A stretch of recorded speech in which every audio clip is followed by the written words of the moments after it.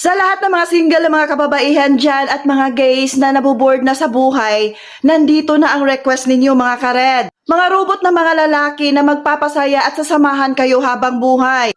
Ayan, pinaperfect na sila ng mga kampaning gumagawa sa kanila. Katulad sila ng mga robot na babae na nakontent ko ng mga kared na magagawa na rin nila ang lahat ng magagawa ng isang lalaki. Ito pa mga kared, pwede kayo mag-request ng size ng mga patutoy nila. So, di ba bongga? Tingnan nyo, pag hinahalikan siya guys, umiilaw ang kanya guys, it means active na ang kanya, tumatayo na. Kaysa iba dyan, buhok na lang tumatayo at ubo na lang ang tumitigas, o diba? Peace! Ang gwapo nila guys at macho pa. Perfect na pang boyfriend. Sa mga guys dyan, hindi pa kayo peperahan, hindi pa kayo ipagpalit ng mga babae, at hindi yan mag-cheat sa inyo.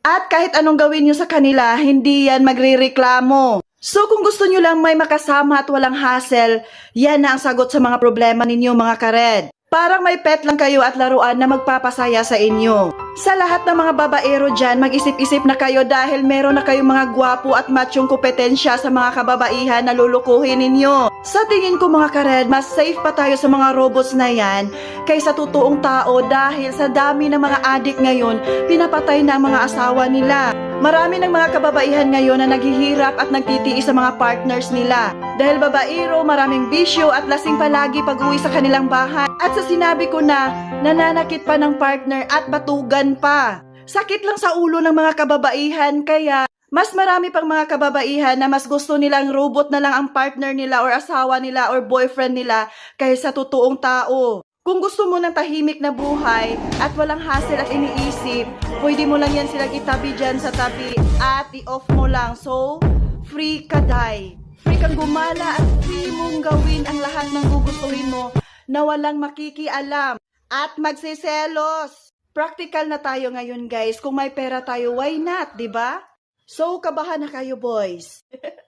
Dahil ang gwapo ng mga karibal ninyo at ang macho pa. At malaki pa ang mga katawan nila, o diba? Pili na kayo kung anong gusto ninyo dyan.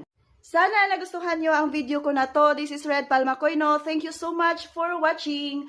Have a blessed day everyone. Hanggang sa susunod kong video. Bye! Bye-bye, bye-bye, bye-bye, bye-bye, bye-bye. Si Cream O.